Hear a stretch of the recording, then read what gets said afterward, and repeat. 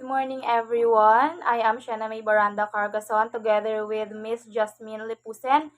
Today, we are going to discuss learners with difficulty seeing. Before we start, here is our objectives for today's lesson.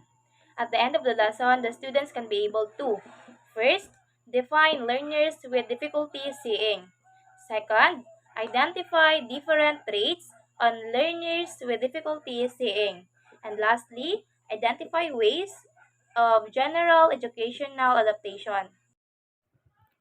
So first, let us define what is learners with difficulty seeing.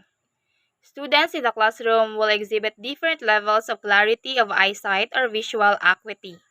There may be some students with hampered or restricted vision. Learners with difficulty seeing are those with issues regarding sight that interfere with academics.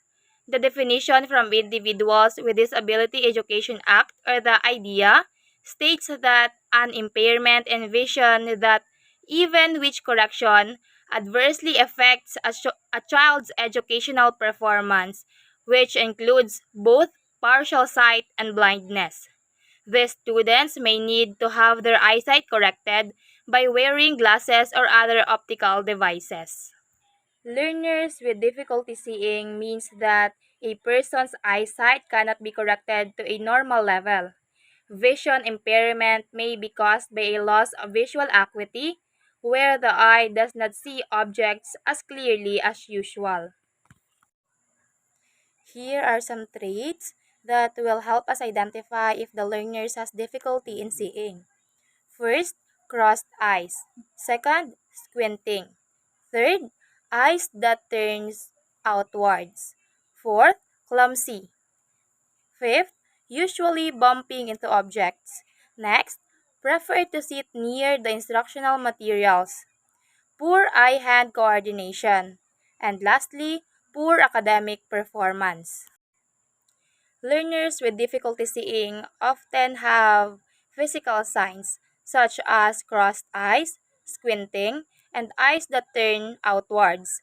They may also be clumsy, usually bumping into objects, which causes them to fall down. They like to sit near the constructional materials or at times would stand up and go near the visual aids. Learners with difficulty seeing may also show poor eye-hand coordination. This can be seen in their handwriting or poor performance in sporting activities. Another indication is poor academic performance, as these students might have difficulty reading as well as writing. The last thing I am going to discuss is the learning characteristics. Good visual ability is critical in learning. Most school lessons are done through blackboard writing, presentations, or handouts in most major subjects. Visual impairments, whether mild, moderate, or severe, affects the student's ability to participate in normal classroom activities. In the past, students who are visually impaired are placed in special institutions. Nowadays, most are enrolled with other children who are not visually impaired. Learners with difficulty seeing have restricted ways to learn incidentally from their surroundings, since most of them learn through visual clues. Because of this, the other senses are used to acquire knowledge. Due to the limited ability to explore the environment, low motivation to discover is present. That is the end of my report. Thank you for listening. The remaining topic will be reported by Miss Jasmine Lipusen.